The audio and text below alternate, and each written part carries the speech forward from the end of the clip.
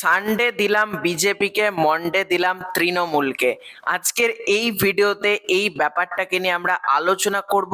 দেবদা বিজেপিতে যাচ্ছেন এরকম খবর সোশ্যাল মিডিয়াতে ঘুরে বেড়াচ্ছে এবং প্রচুর খবর মানে গতকাল থেকে আমার কাছে এসেছে, মনে হলো এটা নিয়ে একটা ভিডিও করা দরকার।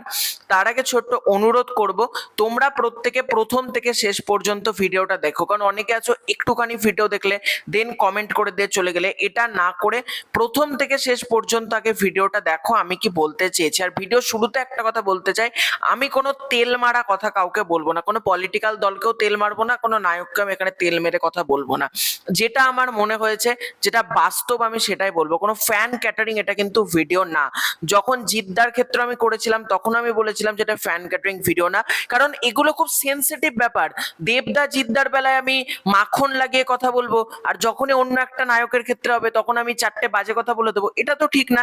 যখন তার মানে যখন পলিটিক্যাল দিক নিয়ে কথা হচ্ছে তখন আমাকে সবাইকে সমান কাতারেই ফেলতে হবে। দেবকেও যে স্টেজে রাখবো সেখানে সোহমকেও আমি রাখবো, সেখানে আমি অন্যান্য অ্যাক্টরদেরকেও রাখবো। যখন অভিনয়ের কথা আসবে তখন আমরা মানদণ্ড অভিনয়ের ক্ষেত্রে হিসাব করব, কিন্তু পলিটিক্যাল ক্ষেত্রে আমি দেখেছি এরকম অনেকে ভিডিও করে যারা মাখন লাগিয়ে কথা বলে। জিদ্দার ক্ষেত্রে আমি দেখেছিলাম, দেবদার ক্ষেত্রে আমি কোনো মাখন লাগানো কথা কিন্তু বলবো না।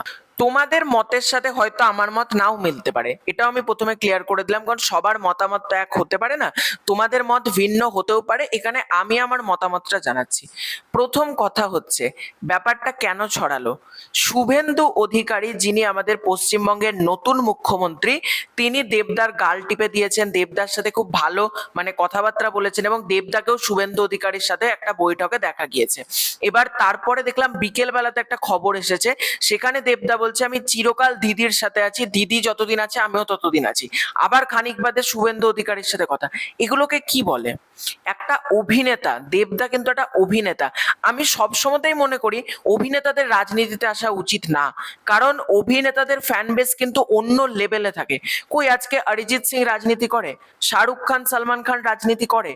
করে না কিন্তু, কারণ তারা জানে, কারণ তাদের ফ্যান বেস কোনো ধর্ম মানবে না, কোনো জাত মানবে না, কোনো পার্টি মানবে না, সব দিক থেকে পুরো বাউন্ডারি ফ্যান বেস রয়েছে। আর দেবদা যখনই কোনো একটা পার্টির ঝান্ডা ধরে নিচ্ছে না, অন্য পার্টির লোক অটোমেটিক কোথাও গিয়ে দেবদার প্রতি একটা ক্ষুব্ধ হবে, সেটা যে কোনো পার্টির ক্ষেত্রে হোক। আর দেবদা তৃণমূল একবার বিজেপি, এটা কিন্তু আমার মতে ঠিক না। দেখো, দেবদা এখনো পর্যন্ত কোথাও জানায়নি কিন্তু সে বিজেপিতে যাবে, কিন্তু যদি যায় তাহলে একটা ব্যাপার জানতে হবে, দেবদা এতদিন পর্যন্ত সুবিধার জন্য শুধুমাত্র সেই দলটা করত, আগের দলটা তৃণমূল করত, সেই দলের লোগোর প্রতি, সেই দলের পতাকার প্রতি বা সেই দলের কোনো ব্যক্তির প্রতি আলাদা করে দেবদার কোনো ভালোবাসা ছিল না। আজকে মানে বিজেপির পরিবর্তে যদি সিপিএম আসে, কংগ্রেস আসে বা যেই আসুক না কেন, দেবদা পটাপট পতাকা বদলাতে 2 মিনিটও ভাববে না।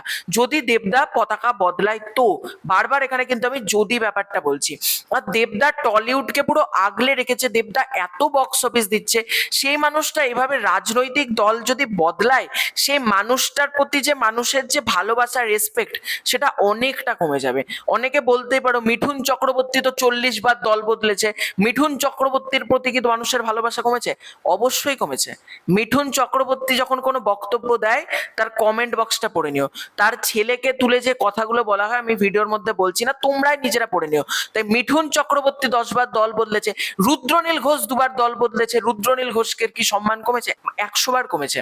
রুদ্রনীল ঘোষকে মানুষ ক্ষুদ্রনীল ঘোষ এরকম কমেন্ট আমি দেখেছি, রুদ্রনীল ঘোষকে গিরগিটি এরকম কমেন্ট করে, পাল্টিবাজ।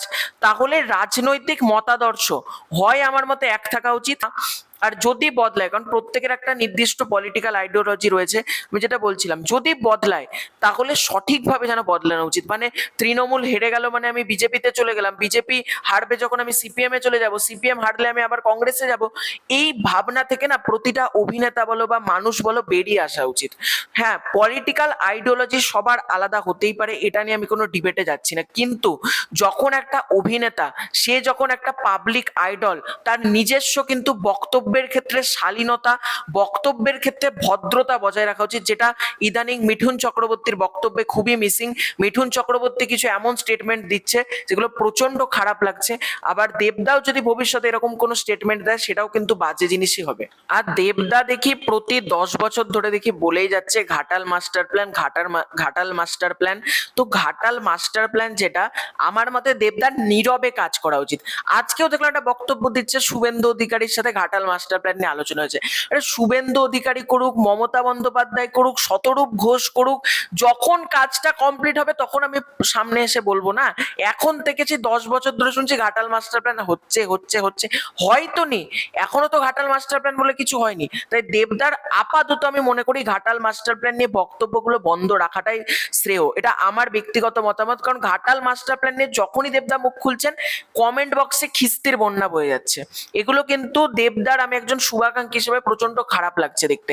আর আমি যে কথাগুলো বললাম দেবদার ভালো হিসেবেই বললাম, কারণ দেবদা এতদিন যে দলটা করতো, হঠাৎ করে সেই দলটা ছেড়ে দিলে অন্যান্য দলের মানুষের প্রতিও কিন্তু দেবদারটা বিশ্বাস হারিয়ে ফেলবেন, যে তাহলে আমাদের দলও যদি ভবিষ্যতে ক্ষমতা থেকে যায়, দেব কিন্তু আমাদেরকেও বাঁচ দিয়ে চলে যাবে, এই ভাবনাটাই কিন্তু আসবে।